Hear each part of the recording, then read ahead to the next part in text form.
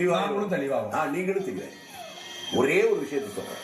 67 தேர்தலில் முதலமைச்சராக வந்த அண்ணா அவர்கள் சட்டமன்றத்துக்கே நிக்கல.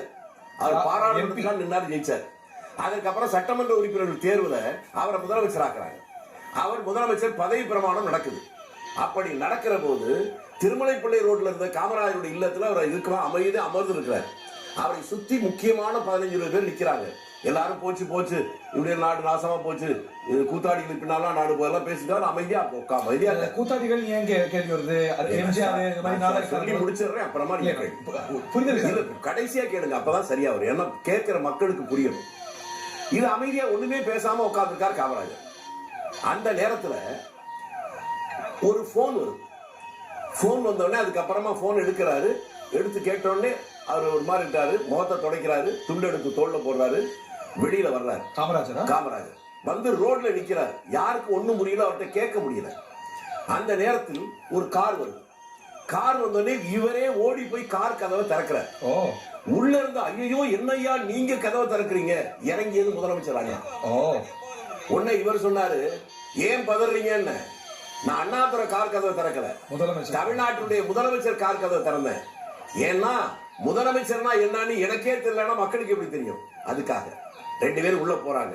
உள்ள போனோடனே மற்றவர்கள் உள்ள 2 பேர் தான் இருந்தாங்க. அந்த 2 பேரில் ஒருவர் காமராஜருடைய கடைசி வரை உதவியாளர் வந்து அதற்கு பின்னால் 15 ஆண்டுகளுக்கு மேல இருந்து இறந்தவர் VS வெங்கட்ராமன் பேர்.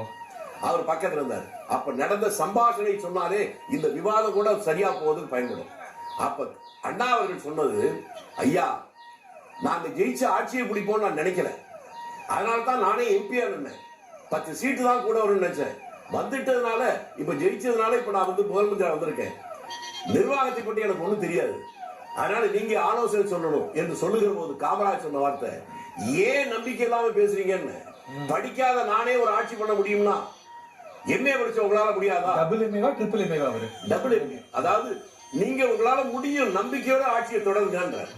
இல்லையா எனக்கு நிர்வாகத்தை பற்றி பயிற்சி இல்லை என்றார். அப்ப காமராஜ் சொன்ன பதில் தான், நீங்கள் சொல்வது உண்மை. சென்னையை போல தமிழ்நாட்டை போல ஒரு பெரிய மாநிலத்தின் நிர்வாகத்தை கூட்டுகிறதுக்கு ஒரு 6 மாத காலம்.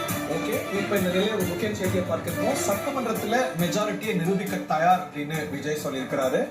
விஜயோட நிலைப்பாடாக வந்திருக்கக்கூடிய முக்கிய செய்தி, ஃப்ளோர் டெஸ்ட்ல சட்டமன்றத்துல எங்களுடைய மெஜாரிட்டியை நிரூபிப்போம், தனிப்பெரும் கட்சி என்ற அடிப்படையில அழைப்பு விடுக்க கோரிக்கை வைக்கிறார். இது பற்றிய செய்திகளோடு இது பற்றிய விவரங்களோடு தாய்மானவன் இணைந்திருக்கிறார். ஆளுநரை சந்திக்க விஜய் புறப்பட்டிருக்க நிலையில அவருடைய மெசேஜிங்காக